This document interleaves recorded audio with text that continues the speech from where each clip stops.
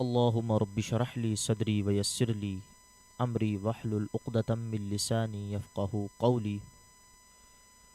الحمد لله رب العالمين والصلاة والسلام على سيد المرسلين. اما بعد فاعوذ بالله من الشيطان الرجيم. بسم الله الرحمن الرحيم. الا ان اولیاء الله لا خوف عليهم ولا هم يحزنون. آمنت بالله صدق الله العظيم وصدق رسوله النبي الكريم الأمين. إن الله وملائكته يصلون على النبي يا أيها الذين آمنوا صلوا عليه وسلموا تسلیما. تمام احباب مل کر درود پاک میں شامل ہو جائے. اللہم صلی علی سیدنا و مولانا محمد معدن الجود والکرم وآلہ وبارک وسلم. مختصر حمد و صلات اور درود پاک سرکار دو عالم صلی اللہ علیہ وسلم کی بارگاہ بے کس پناہ میں الحمدللہ ہم آج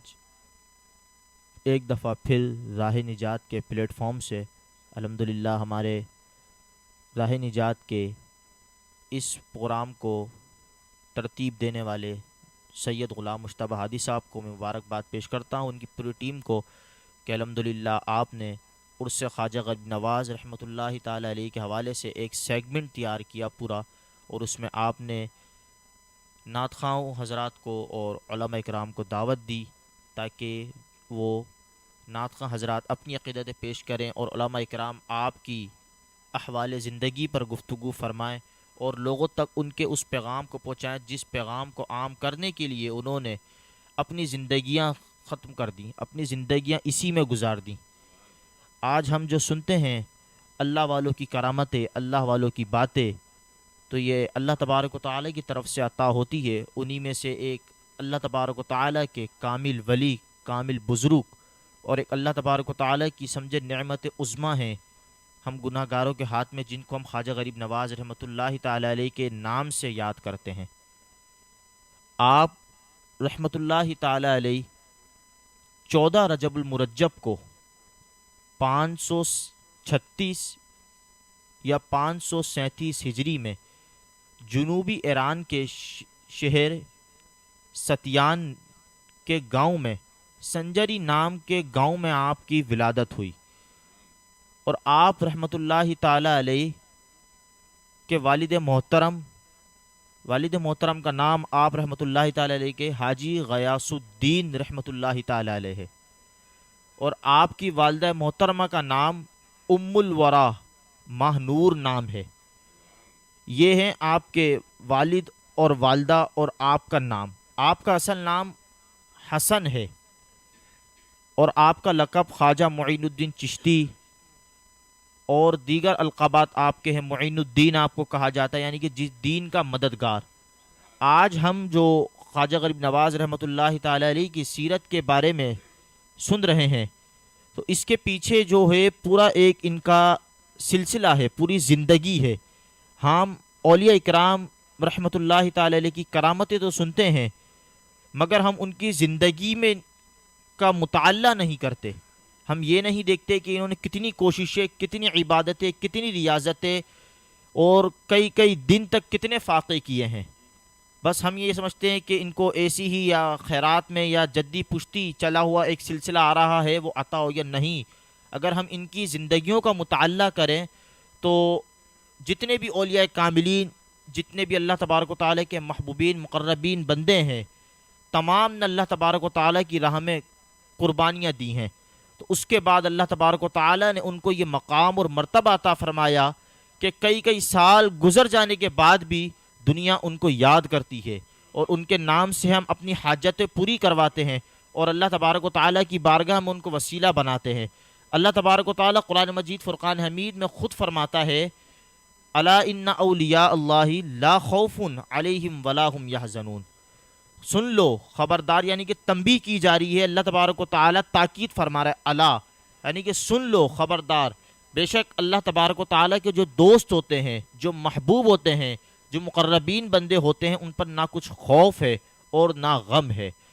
اب خوف اور غم کو کس طریقے سے علماء کرام نے ترتیب دیا؟ غم اس کو کہتے ہیں یعنی کہ ماضی میں پچھلے کیے ہوئے کام پر کسی کو غم ہونا، یعنی کہ پچھلا ماضی کے اندر اس سے کوئی ایسا کام ہو گیا جس سے اس کو غم ہو کہ یار مجھ سے یہ ہو گیا تھا۔ اللہ تبارک و تعالیٰ نے اپنے محبوبین بندوں اور مقربین بندوں کو اس سے بھی دور رکھا، اور خوف یعنی کہ مستقبل میں آنے والے زمانے میں کسی کام کا خوف ہونا کہ میرے ساتھ ایسا نہ ہو جائے، ایسا نہ ہو جائے، اللہ تبارک و تعالیٰ نے اپنے محبوبین بندے اور مقربین بندوں کو ان دونوں چیزوں سے محفوظ رکھا،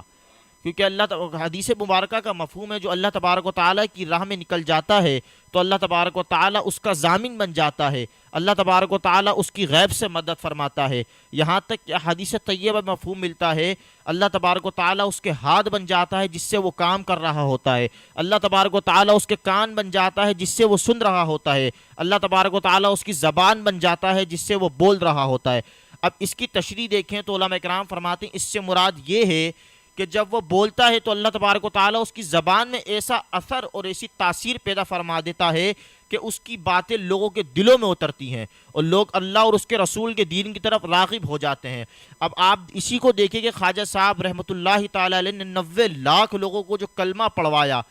یہ کس وجہ سے پڑھوایا؟ آپ نے کئی قربانیاں دی، اللہ تبارک و تعالیٰ کی بارگاہ میں عبادتیں ریاضتیں کریں، اس کے بعد اللہ تبارک و تعالیٰ نے آپ کو اس مقام اور مرتبے سے سرفراز فرمایا کہ آج دنیا کے ہر بچے کے لب پر آپ کا نام ہے۔ ہم اگر آپ دیکھیں انڈیا کے اندر، بھارت کے اندر نان مسلم یعنی کہ جو مسلمان نہیں ہیں وہ بھی خواجہ صاحب کو اور ان کی کرامتوں کا اعتراف کرتے ہیں اور اپنی حاجت کو لے کے ان کی بارگاہ میں آتے ہیں۔ تو یہ اللہ تبارک و تعالیٰ نے ان کو مقام اور مرتبہ دیا ہے، یہ صرف اللہ تبارک و تعالیٰ کی راہ میں نکلنے کا ہے۔ اگر آپ اسی طریقے سے دیکھیں ہمارے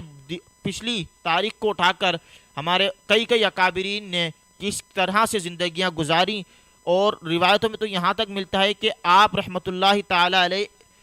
حضرت غوث اعظم حضور سیدنا شیخ عبد القادر جیلانی رضی اللہ تعالی عنہ کے خالہ زاد بھائی ہیں، اور ایک روایت میں ملتا ہے کہ آپ ان کے ماموں زاد بھائی ہیں، یعنی کہ کتنا قریبی رشتہ ہے۔ اور آپ نسبت دیکھیں کہ میرے مولا کائنات شیر خدا حضرت علی المرتضی رضی اللہ تعالیٰ عنہ کو 13 رجب ملی، 13 رجب کو ولادت ہوئی کعبہ شریف میں، اور آپ کو 14 رجب ملی، اور آپ نجیب الطرفین سید ہیں، یعنی کہ والد کی طرف سے بھی سید ہیں اور والدہ کی طرف سے بھی سید ہیں، اور آپ کا سلسلہ نسب چند واسطوں سے جا کر مولا علی شیر خدا کرم اللہ تعالی وجہ الکریم تک مل جاتا ہے۔ اور آپ روایتوں کے اندر یہاں تک ملتا ہے کہ آپ کی والدہ جو ہیں ام الورا ماہ نور جو ہیں، یہ ایک رشتے سے امام حسن رضی اللہ تعالی عنہ کی پوتی ہیں، یعنی کہ کتنا عالی نسب، کتنا عالی مقام، اور کتنا پیارا اور کتنا احسن خاندان ہے آپ رحمۃ اللہ تعالی علیہ کا۔ آپ رحمۃ اللہ تعالی علیہ کے والد گرامی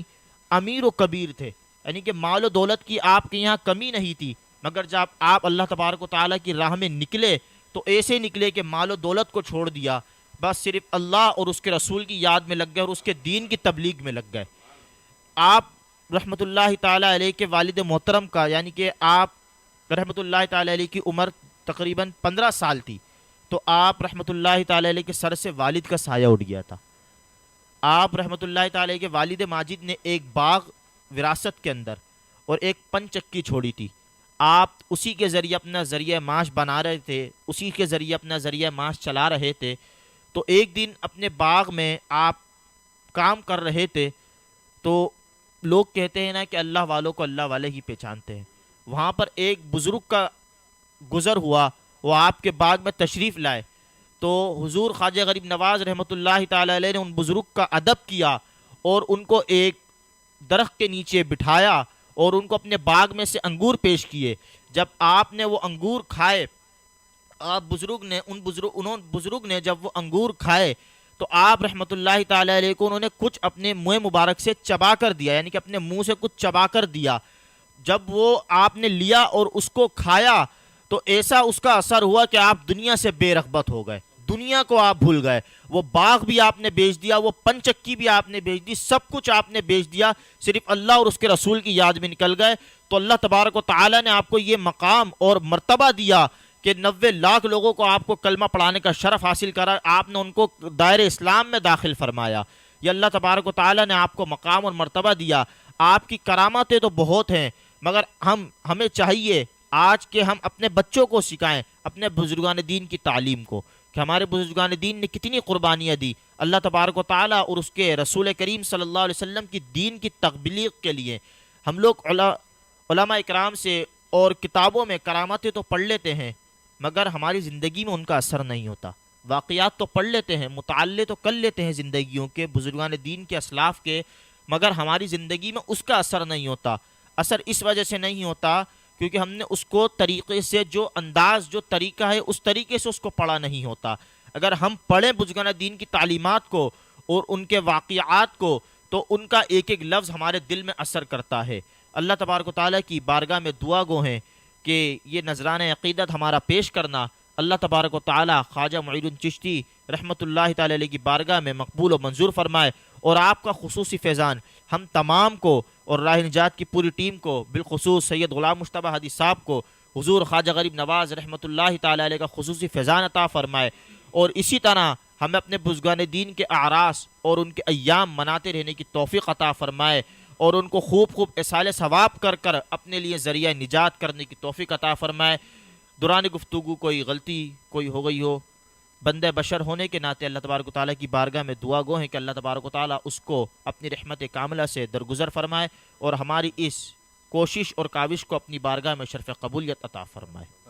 سبحان اللہ، سبحان اللہ، ماشاء اللہ۔ علامہ صاحب، آپ نے ہمارے قلوب کو تسکین بخشا اور ہماری معلومات میں اضافہ بھی ہوا، اور تمام جو شجر نصب آپ نے بیان کیا، یہ بہت ہمارے لیے غنیمت ہے کہ ہم اس کو